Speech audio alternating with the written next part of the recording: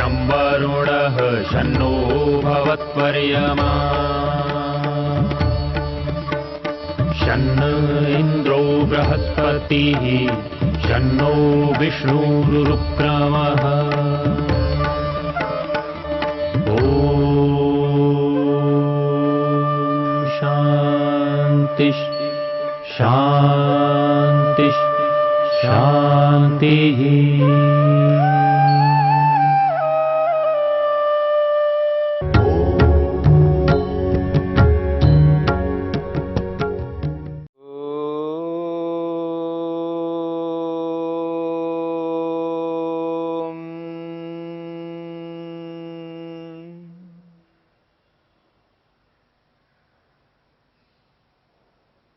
सती मूले तद विपाको जात्यायुर्भोगाः। साधन पाद के इस 13वें सूत्र को लेकर के हम विचार कर रहे हैं। जाति को लेकर के आज समाज में भ्रांति फैली हुई है। व्यक्ति जन्म से जाति को स्वीकार करता है, अपने आप को जन्म से ब्राह्मण कहता है। जाति को स्वीकार करता हुआ व्यक्ति जन्म से अपने आप को क्षत्रिय मानता है, जन्म से अपने आप को वैश्य मानता है, और कोई जन्म से अपने आप को शूद्र मानता है। ये जो भूल है, इस भूल के कारण से मनुष्यों में ऊंच नीच की भावना आ गई है, और इस भावना के कारण से अत्यधिक अनर्थ हुए हैं। और इसको नहीं संभाला जाए तो वर्तमान में भी इन अनर्थों को हम नहीं रोक सकते। इसलिए जन्म से कोई भी ब्राह्मण नहीं हो सकता, जन्म से कोई भी क्षत्रिय नहीं हो सकता, जन्म से कोई वैश्य नहीं होता है, और जन्म से कोई भी शूद्र नहीं हो सकता।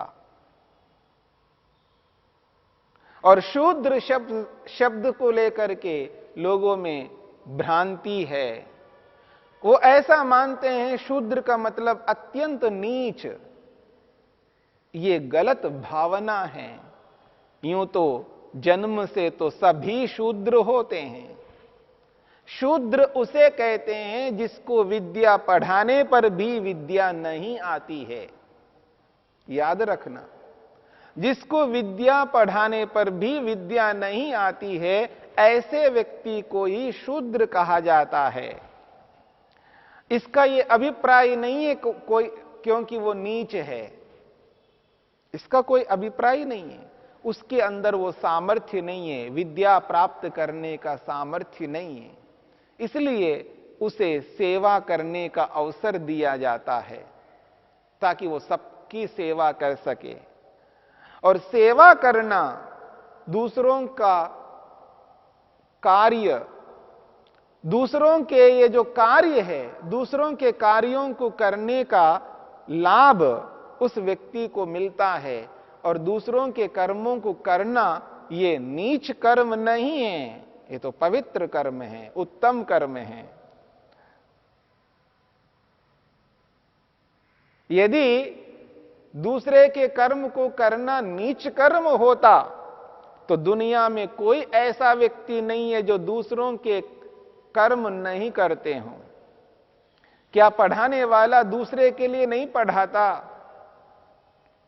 जो व्यक्ति अपने आप को ब्राह्मण कहता है और वो भी जन्म से कहता है, पर वो पढ़ाता नहीं है, विद्या ना लेता है ना देता है, वो विद्या का कोई कर्म नहीं करता, अपने आप को जन्म से ब्राह्मण मानता है। मान लीजिएगा कोई पढ़ाता भी हो, अध्यापन करता हो, तो अध्यापन दूसरे के लिए तो कर रहा है। यदि दूसरे के लिए कोई कर्म करना नीच कर्म होता तो ब्राह्मण कौन सा ऐसा कर्म कर रहा है?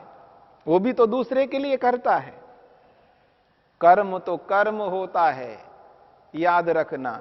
हां, यदि वो कर्म पाप कर्म है और वो पाप कर्म कोई भी करता हो वो नीच कर्म हो सकता है, क्योंकि वो पाप है, अन्याय से युक्त है, अधर्म से युक्त है, असत्य से युक्त है। यदि सत्य से युक्त है, न्याय से युक्त है, धर्म से युक्त है, ऐसे कर्म को आप मैं कोई भी नीच कर्म नहीं कह सकते। इस बात को समझने की चेष्टा करनी है। इसलिए अपने आप में कोई भी कर्म नीच नहीं हो सकता। यदि वो कर्म नीच तब बन सकता है उस कर्म में असत्य है, उस कर्म में अन्याय है, उस कर्म में उचितपन नहीं है, तब वो नीच कर्म हो सकता है। यदि कोई व्यक्ति पानी पिला रहा है, आवश्यकता है पानी पिलाने की तो पानी पिला रहा है, भोजन की आवश्यकता है, भोजन बना करके भोजन खिला रहा है। जो भी व्यक्ति सेवा का कर्म करता है और वो उचित रूप में उन कर्मों को करता है तो वो नीच कर्म नहीं हो सकते।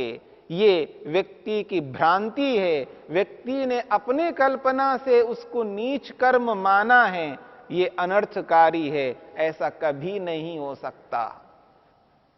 इसलिए कोई भी जन्म से न ब्राह्मण हो सकता है, न क्षत्रिय हो सकता है, न वैश्य हो सकता है, न शूद्र हो सकता है। हां, ये तो कह सकते हैं जन्म से सब एक जैसे होते हैं, क्योंकि जन्म से सभी अनपढ़ होते हैं।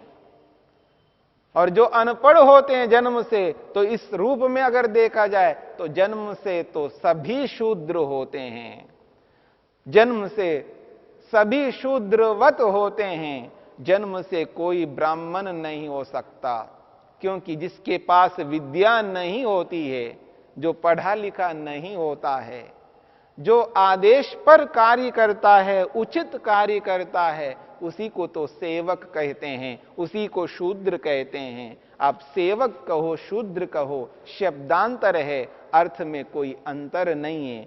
अपने आप में सेवा करना, सेवक शब्द से आप हीन भावना लाएं, उसको नीच माना जाए, ये अनर्थकारी है, ये कभी नहीं होना चाहिए। ये भेदभाव हम यदि करते हैं, इसलिए हम आगे नहीं बढ़ पाते हैं।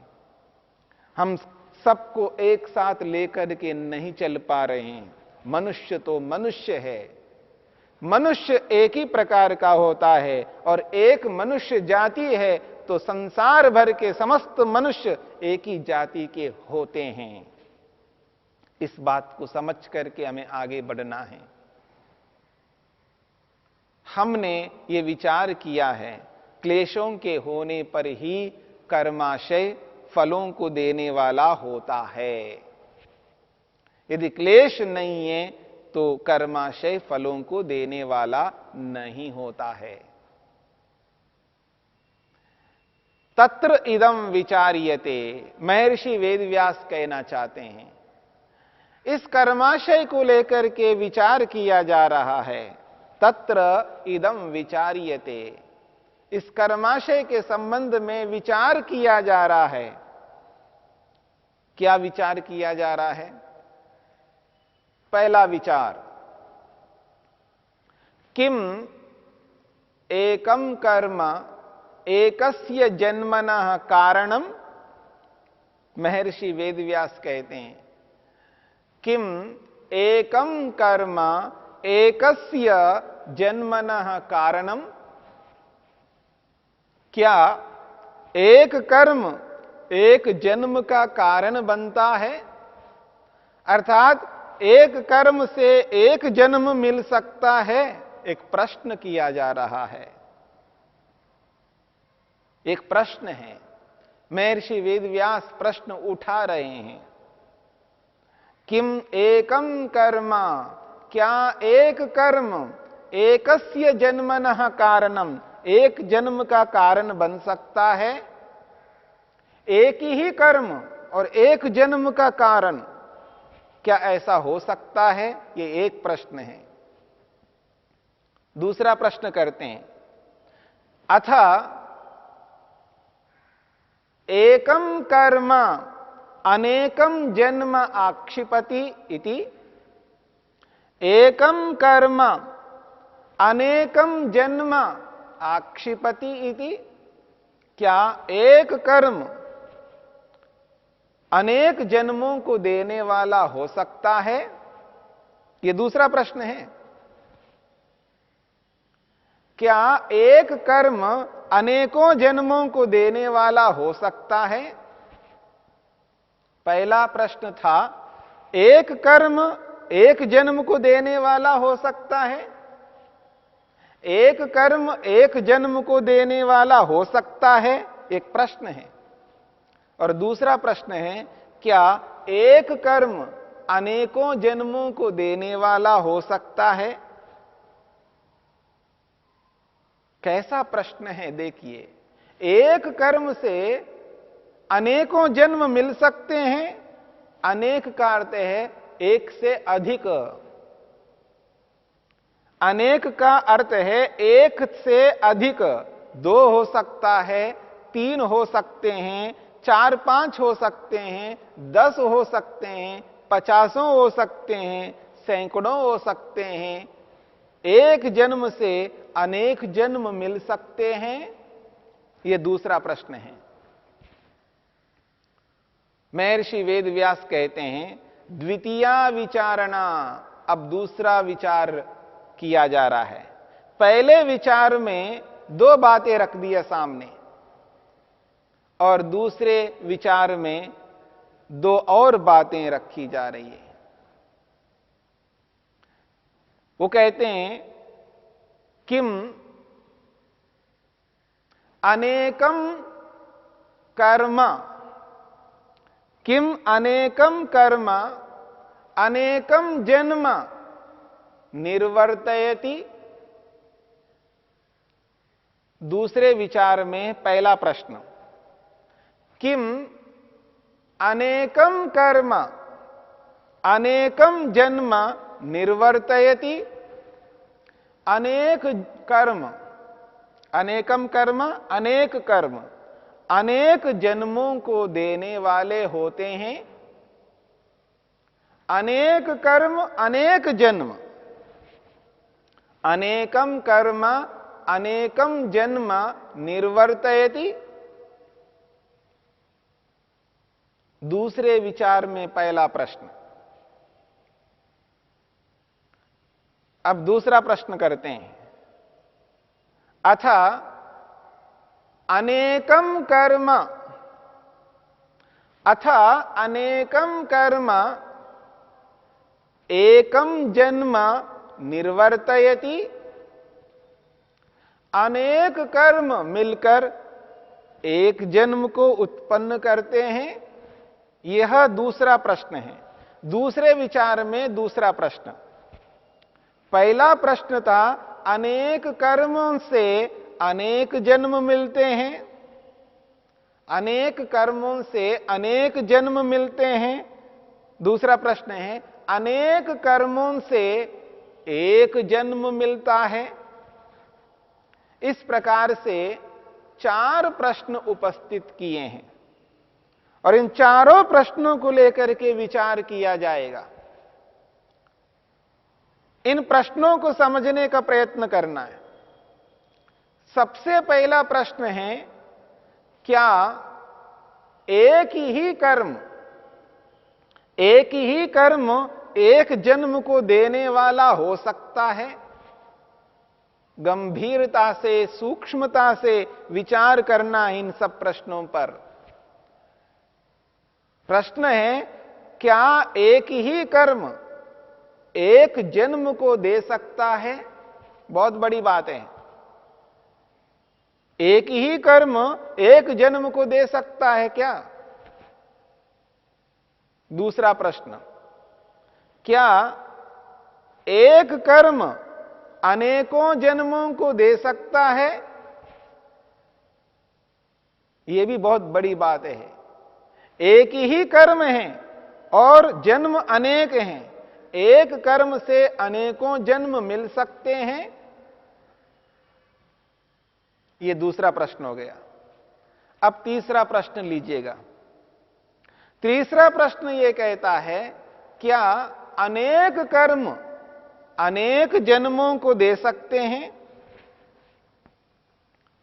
अनेक कर्म अनेक जन्मों को दे सकते हैं? तीसरा प्रश्न। अब अंतिम चौथा प्रश्न है, अनेक कर्म मिलकर के एक जन्म को दे सकते हैं? ये चौथा प्रश्न है। इस पर विचार करना है। ये चार प्रश्न जो उपस्थित किए हैं, इन चार प्रश्नों को लेकर के विचार करना है। एक जन्म से, एक कर्म से, एक कर्म से एक जन्म, एक कर्म से अनेक जन्म, अनेक कर्मों से अनेक जन्म, अनेक कर्मों से एक जन्म। इस प्रकार चार प्रकार के प्रश्न महर्षि वेदव्यास ने हमारे समक्ष रख दिया, और इन चार प्रकार के प्रश्नों को लेकर के हमें विचार करना है और गंभीरता से विचार करना है। और ये जो विचार करना है, मन मर्जी से नहीं विचार करना है, तर्क से, प्रमाण से विचार करना है। प्रमाणों के साथ साथ तर्क का भी प्रयोग करना है। बिना प्रमाण के किया गया विचार नहीं हो सकता। ये जो मनन करना होता है, ये जो विचार करना होता है, ये विचार प्रमाणों से युक्त होकर के करना होता है। अक्सर व्यक्ति जब विचार करता है, विचार तो चल रहा होता है, चिंतन तो चल रहा होता है, उस चिंतन के पीछे प्रमाण नहीं होने के कारण से वो जो चिंतन है वो चिंतन नहीं होता, वो चिंता बन जाती है, जिसको आप टेंशन कहते हैं। आज जो व्यक्ति टेंशन से ग्रस्त है, उसके पीछे एकमात्र कारण है प्रमाण को लेकर के विचार ना करना। और जहां प्रमाण को लेकर के विचार किया जाता है, वो विचार कभी टेंशन के रूप में नहीं हो सकता, वो चिंता कभी नहीं बन सकती, क्योंकि चिंता में प्रमाण नहीं होता। और चिंता में प्रमाण हो फिर वो चिंता बने, ये नहीं हो सकता। इसलिए चिंतन करना अच्छी बात है, विचार करना उपयुक्त है, उचित है, पर वो विचार नहीं है जिस विचार में प्रमाण ना हो। इसलिए इस बात को लेकर के हमें चलना है और इन चार प्रश्नों पर विचार करना है।